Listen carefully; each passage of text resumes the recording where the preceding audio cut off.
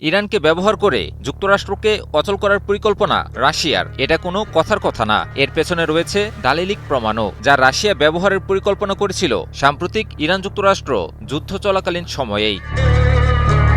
যুক্তরাষ্ট্রের বিরুদ্ধে যুদ্ধে রাশিয়ার সরবরাহ করা উন্নতমানের ড্রোনেই বাজিমাত করে ইরান যুদ্ধকালীন সময়ে ঝাঁকে ঝাঁকে ছোড়া আনজ্যামেবল ইরানি ড্রোন যুক্তরাষ্ট্রের জন্য রীতিমতো ত্রাসে পরিণত হয়। মূল্যমানে সস্তা কিন্তু কাজের দিক দিয়ে অত্যন্ত কার্যকর প্রতীয়মান হওয়া এসব ড্রোন ব্যবহারের মাধ্যমে যুদ্ধক্ষেত্রে নজিরবিহীন সাফল্য পায় ইরান। কিন্তু প্রশ্ন হলো, ইরান কিভাবে তাদের ড্রোনে এই অপ্রতিরোধ্য আনজ্যামেবল প্রযুক্তি যুক্ত করল?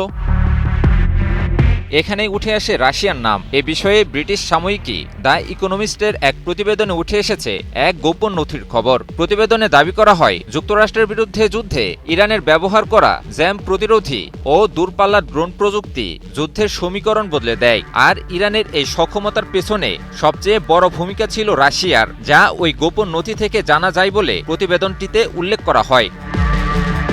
প্রতিবেদনে আরও বলা হয়, রাশিয়ার সামরিক গোয়েন্দা সংস্থা GRU ইরানকে উন্নতমানের ফাইবার অপটিক ড্রোন ও স্যাটেলাইট নিয়ন্ত্রিত দূরপাল্লার ড্রোন সরবরাহের প্রস্তাব দিয়েছিল। শুধু অস্ত্র সরবরাহ নয়, এসব ড্রোন পরিচালনার প্রশিক্ষণ দেওয়ার পরিকল্পনাও ছিল নথিতে।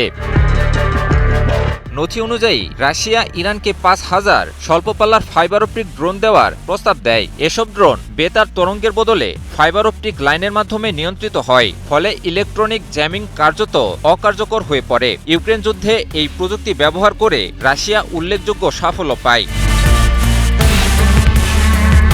এসব ড্রোন শত্রুপক্ষের আকাশ প্রতিরক্ষা এড়িয়ে গভীর এলাকায় হামলা চালিয়ে ব্যাপক ধ্বংসযজ্ঞ চালাতে সক্ষম। এছাড়া এর আগে বিভিন্ন আন্তর্জাতিক প্রতিবেদনে ইরানের ড্রোন নিয়ে আরও চাঞ্চল্যকর তথ্য সামনে আসে। ইরানের ব্যবহৃত এক একটি কামিকাজে বা আত্মঘাতী ড্রোন তৈরিতে খরচ পড়ে $20,000 থেকে $50,000 মতো। কিন্তু এসব ড্রোন ঠেকাতে যুক্তরাষ্ট্র যেসব প্রতিরক্ষা ব্যবস্থা ব্যবহার করে তার মূল্য কয়েক লক্ষ থেকে কয়েক মিলিয়ন ডলার, যা অর্থনৈতিক যুদ্ধে প্রতিপক্ষকে রীতিমতো দিশেহারা অবস্থায় ফেলে দেয়।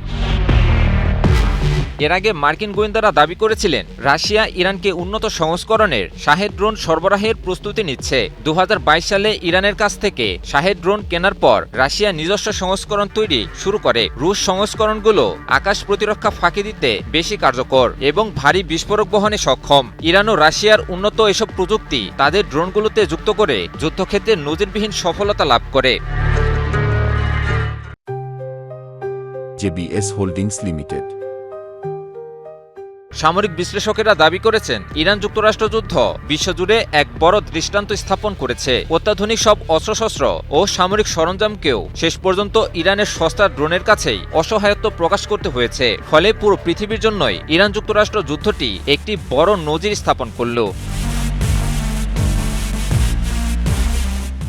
ইমন আলী, নিউজ 24।